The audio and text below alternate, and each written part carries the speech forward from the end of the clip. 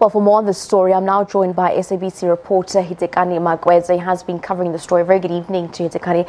Essentially, yesterday the SAPS were criticized, the NPA were criticized for dropping the ball, for not conducting the investigation in a way that could be brought forward in the defense of the alleged sexually assaulted minors. So essentially, what is the basis of the appeal?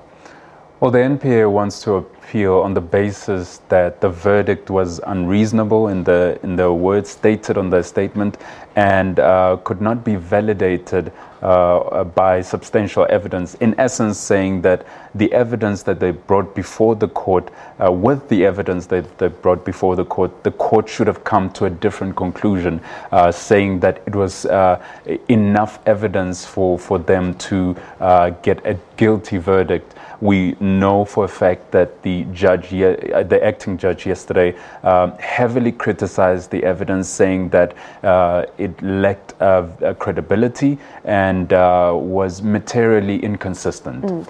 Now, with regards to the evidence and the lack thereof, essentially the issues around this case and the prospects of the appeal, what are we looking at here? If essentially the appeal is going to be using the same evidence that the judge has criticized, and then of course also a hearing from the legal experts in the clip also saying that it's also going to be quite difficult to actually get leave to appeal this case.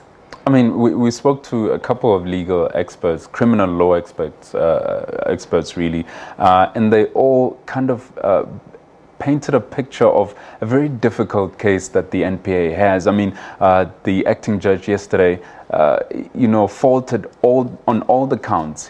There was not one where he said he was by any chance convinced that the evidence was enough. So with that evidence, the court needs to decide if they grant appeal on that evidence, saying that if the appeal is granted, maybe the Supreme Court of Appeal will come to a different conclusion.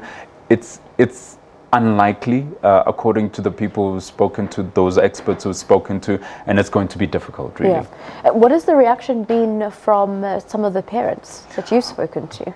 Yeah, so we've spoken to the parents this afternoon. A lot of them were taken to the Baragwana hospital for a debrief and for a counseling after yesterday's verdict.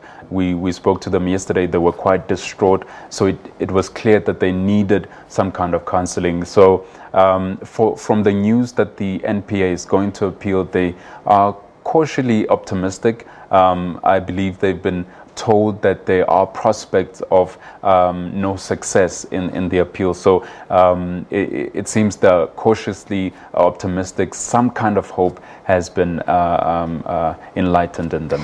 In the court there, we saw one of our reporters just getting reaction from the accused sister. She's been mentioning, the health issues that she's had and the strain that this case has had on their family. But have you been able to speak to the parents and the strain that this has had on the kids and the trauma? Have they been receiving counseling, and what sort of liaison is actually happening with the school and the treatment, the psyche treatment of the affected children?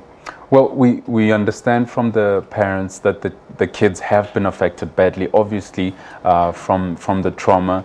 We spoke to them yesterday, and they were saying that some of the kids wake up at night crying.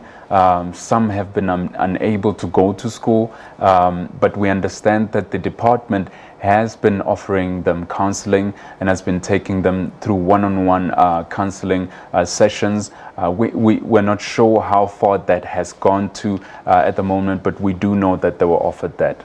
Thank you very much for giving us some of those details. Very disturbing story yesterday of that Scholar Patrol accused. Of course, he was acquitted. We do, however, have news coming in today that the NPA might appeal, of course, that ruling that was handed down yesterday. We'll take a short break here on SABC News. Do stay tuned. You're watching Full View.